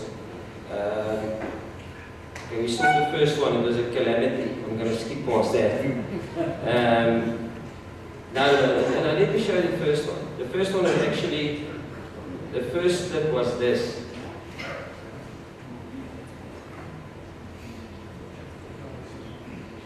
Okay, there's a knock on turnover we would have had a scrum there, this way. Second one, he got 7 points. Okay, here's the third one. See, there Faf is a little bit, Faf is there, he's not plugging there. So he's got a little bit of a, he's got to read the first set of hands. And they've got certain cues that they look for here. I think here you can see there's the 10. So if he plays off 10, 10 is nice and flat, he's probably more alert of the attacking team. When it's a forward pot, he feels he can plug more with ease. But when 10 is first receiver, he's a little bit more alert. So I must compliment him on that. Hy's nogal skerp om sulke klein detailtjies in die game raak te sien. Here you will see now, these are the pushes. And these are the 2 guys that I said, that's first fold and that's second fold. And these guys need to communicate with these guys to get around the corner. And these guys are now our pullers. These guys. And those 2 guys will filter in. And that's why I say, this is the key to your general defense. If this guy is lazy and doesn't work to get there, this guy will stick there. So your work rate to set the ping is actually that ignites the ball, that get that numbers around the corner. If they are lazy here, you're dead. Their Faf comes in, tells you, listen, you can go around the corner.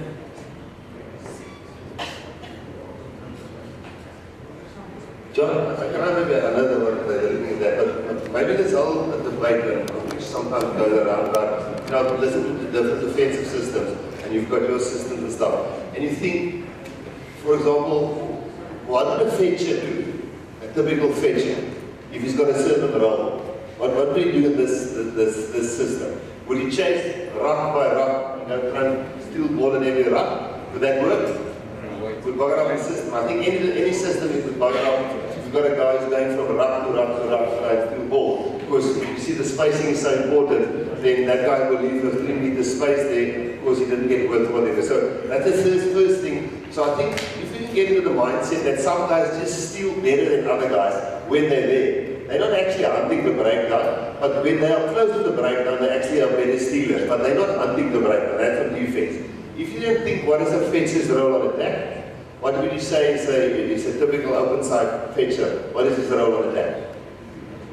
To secure the breakout, to be there first, something like that. And if you just want to go off the fence. But if you now think, if you've got a middle scrum and you've got to play to the right hand side, what side would you put your fetcher? Right hand side.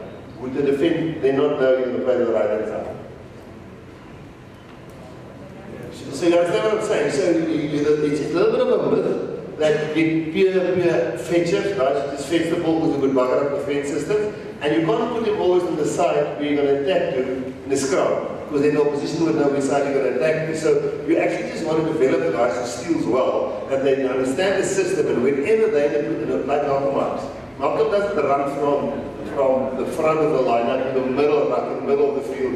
Sharp would shit himself.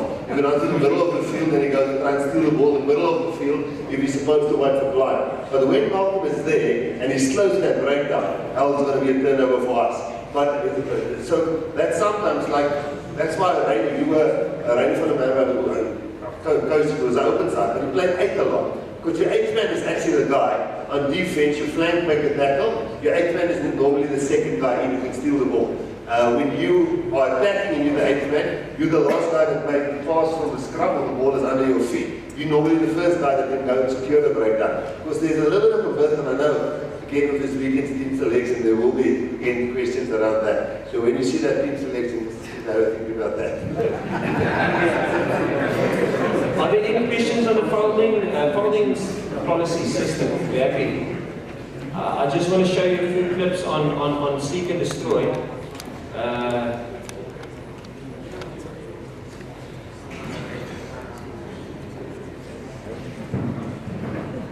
So not all of them are like that.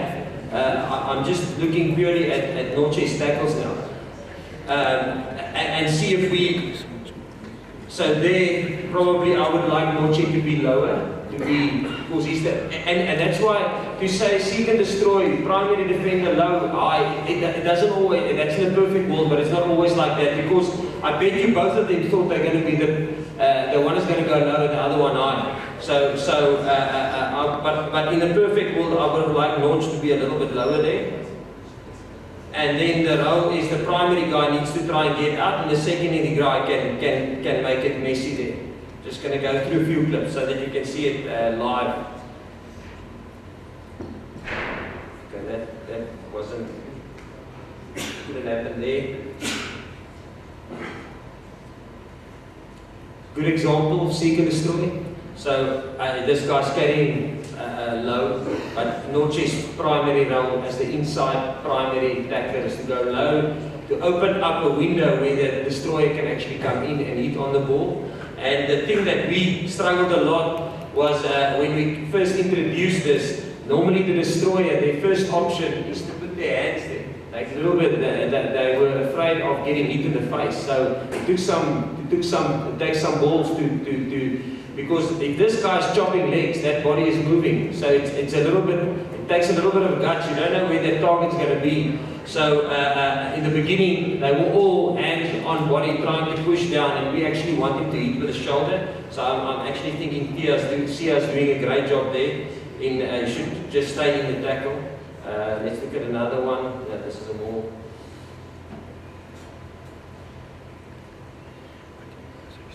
Again here, primary tackler, Noche is low, and Malcolm now, secondary tackler.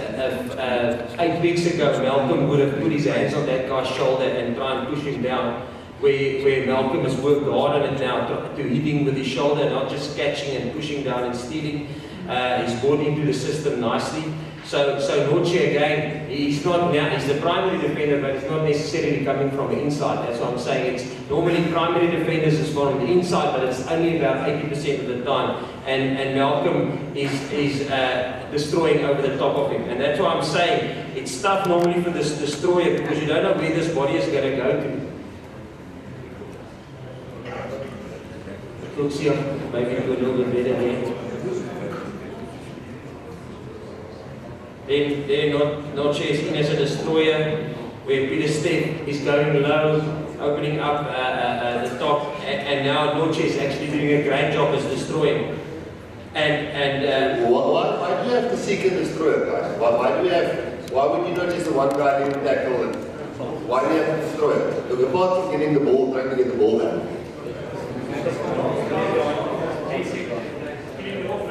Yes, so the other 30 players got time to win the numbers game. So those two guys are fighting, and we're tackling them back, and hopefully they spill the ball, and hopefully they now have to run back and read a line and can't pick their running lines early and can't run early, and we have more numbers on our feet and we have more width. If say Noche tackled him alone, it was a normal just tackle, they got 2 meters, and say Malcolm stayed out, they would have got a big ball, we didn't get space with that, but that helped the other 13 guys to get into position quicker. Remember the slide I showed, what makes alignment and spacing works is your tackle contest, your tackle fight. So this battle. So this is the most important battle on the field. System only puts you in a position to execute this battle. Then this must happen. The seek and destroy. And the biggest thing, what this guy actually does unbelievably well. If he wasn't lying on top of Noche would have gone up and poached the ball. But look at Australia 4, holding him. And that's the small little battles that we still need to. That's why I say I give ourselves a 5 out of 10. If he was probably playing in his 30th test, he would have known that's going to happen with me, and he would have found a way to win that battle. But unfortunately, this guy now does a job on him. But we will get smarter the more they get into that position, and the more you have one-on-ones with them, and they understand the fight and the battle they need to win. But everybody understands that's also a great, even Peter Steph, again, a nice seek and destroy. Again, look at that guy. Obviously, they also nice and clever coaches understand the contest that's going to happen with the ball carrying. They know that there's a second guy that's going to try and make it messy. So their support players are also coached well to try and get us out of that battle. But again, like I say, that's why Lodge is still learning. It's his first start as a test. And sometimes you don't understand that this is what makes you win or lose test matches, winning these little small battles. So, but he's unfortunately in a position, he's learning now, he's gone through this game, he's had a one-on-one with me. The next time we'll be better at winning that battle, because this is vital for us. He should have actually, and it's a great beat, nice and dominant, but he should have won this contest. This shouldn't be a 1 second run. It should have been a 3-4 second breakdown. Does it make sense? Okay, I think, any other questions?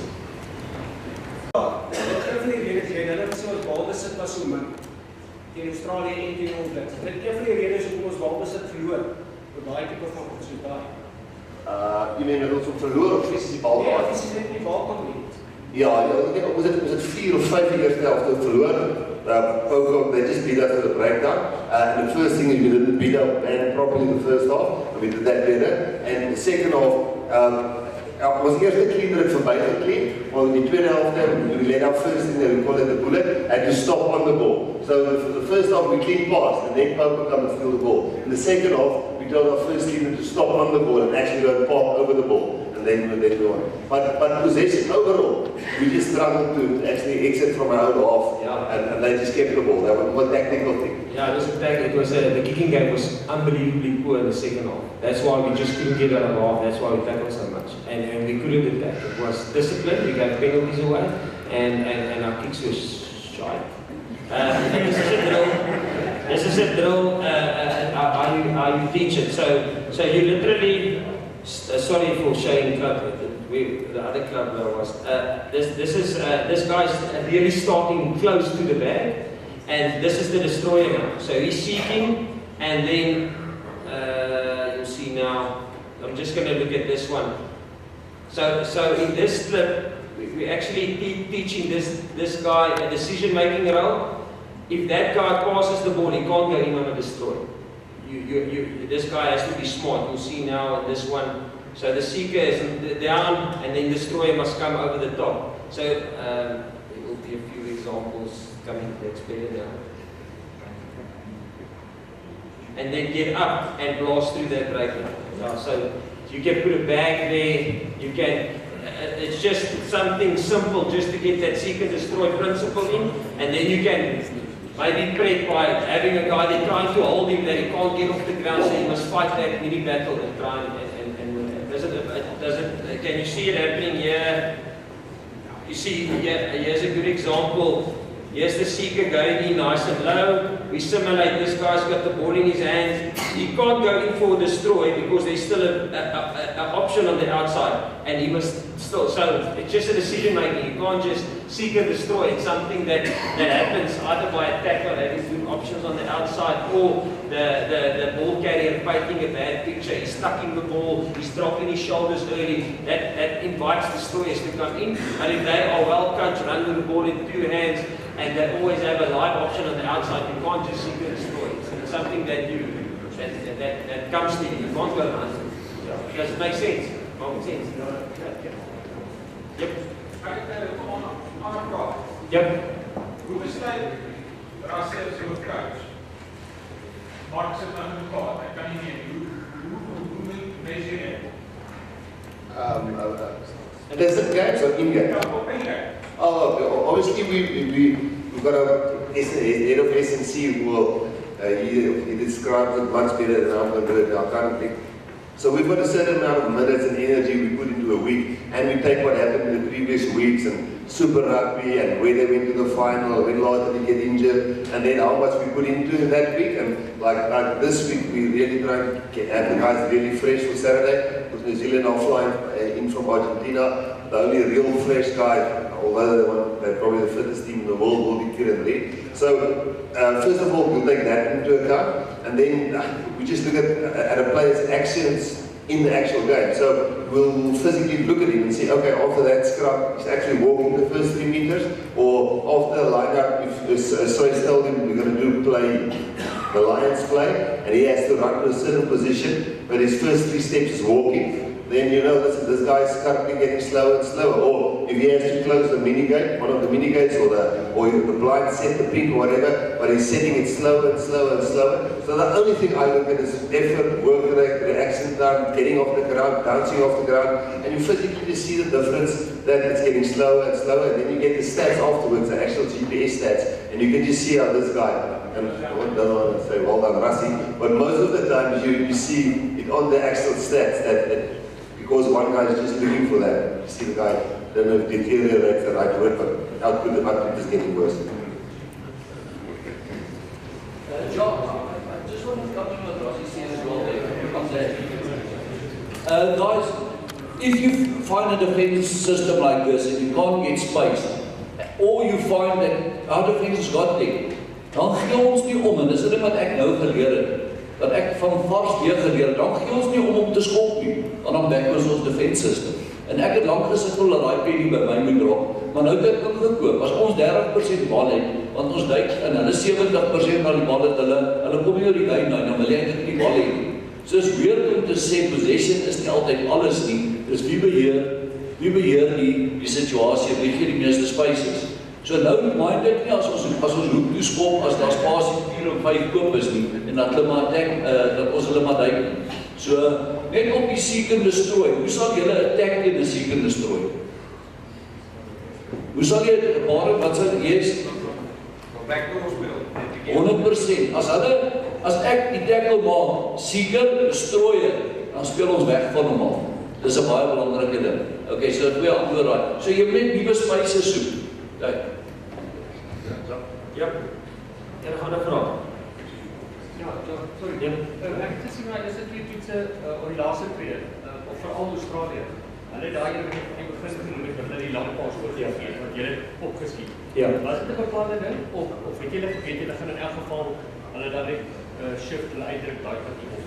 Is dit hulle maar net slim gedink op die dag? No, I think it's basically what the breach passes they threw. That's one way you can beat them, is by throwing the breach pass. And yes, they executed it beautifully. But it's something that we constantly train. Maybe I can show you this. Just while it's looking for that, say you've got a certain, feels a lot, because 3 minutes then we finish. Yeah. But say you're a small, fast, nippy winger. Would you like to sit back and let a big guy run at you and give him 2 sides? Or would you actually try to get him ball and all and let him throw the bridge pass because you're sharp enough and fast enough to turn around and still make the tackle there? But if you may be a big winger and can't make that big quick decision, you would maybe prefer to sit back and let the guy run at you because you're strong enough. So also sometimes we adjust it a little bit to what the guy's circus act on. Yeah, I'm moving as fast as I can. Okay. So this was Saturday. Yeah, last Saturday before.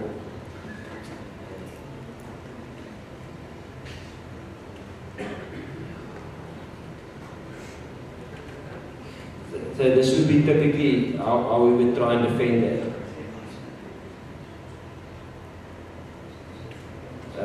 Just simple little like that. Just try and simulate that. So here we're just working on the gate. To fast forward it. John actually bullshitted us. He said you're going to do this attacking the on this side, but he's actually practicing defense on the other side. So here you get the idea. This guy's closing in. The wing was late. So yeah, he's closing. The wing closes with him. Now he throws the breach. Now we need to exploit that. Yeah. So you try and simulate. Try and literally just cut out something and just try and simulate that a lot. And like I say, if you get the breach perfect, it's like when you get a driving ball set, here it's tough to stop. If you get your scrum set and you've got the ball at the 8-man's feet and you won your shoulder battle, what the forwards win there in a scrum, and they start going forward, then you concede penalties. If you get the breach right, it's going to be a try. Yeah. So yeah, it's all about the execution. Okay, Jock, Chris, think that's Matt, you have to accept we're not going to get really forward to bowling or I think everybody's heard enough from us.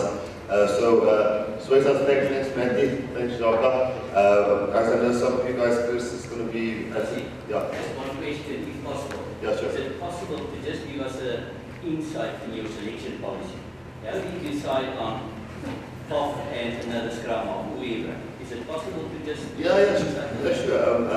I think definitely at test match level, the stakes are so high that it's almost winning at all costs. You can't really build with a long-term plan and think, whereas a club or school and a franchise or a province, you don't win a Currie Cup.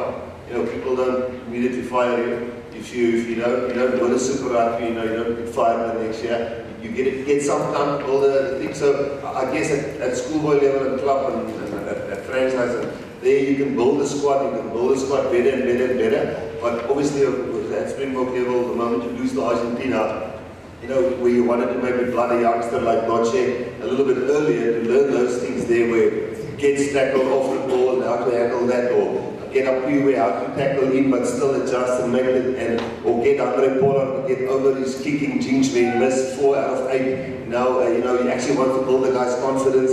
You want to give, so it's a little bit, it's tough. The one thing I find much more tough here is to give guys time to make mistakes where they can learn from. You can't do that really at test match level because the player gets destroyed in the media or the coach gets fired, and so you have to almost have a win at all cost team selection mentality, which is not sad. That's South Africa, that's how people feel about the game. So first of all, we sit down every Sundays, the guys, we get together on a Sunday evening at 8 o'clock and the work will be done. And then the first thing we do is, even before we've done the review and the preview, we put the team on. And we say, okay, because you can actually coach the best you want to and plan the best and tricks and moves and play sheets and game drivers and whatever you want to do. If you pick the wrong team, you lose the game. So we sit every Sunday and we'll pick a team. And we say, okay, who's our best 23 guys to beat these guys first of all? That's the first thing. We have to win the next match, beat these guys. So,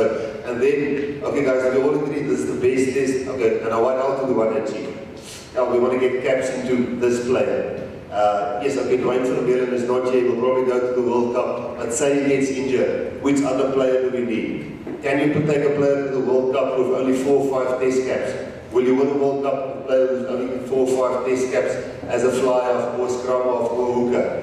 Who's going to be the backup for Faf? Or should we get 30 caps into Faf before he gets to the World Cup so he's really a senior player in a decision-making position? So I would say it's always to try and win the next test match, but then unfortunately we also have to build towards a World Cup. So it's totally different at franchise level and at Currie Cup level. You can build a squad for the future. At test match level, unfortunately, you pick the team to win the next test match. That's it.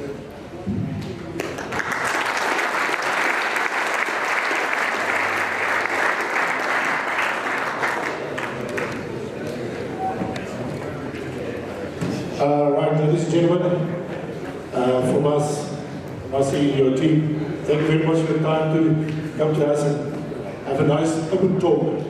It's nice to see you guys open for us to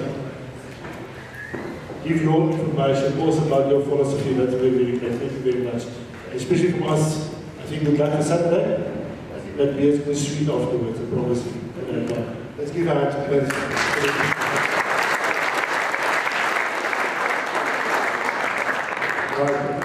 Chris, just ask you guys to stay quickly, just for 5 minutes. There's got something also to share with you guys. So we're going to leave you just quickly arise 2 minutes late break, and you give them a chance to speak to you guys.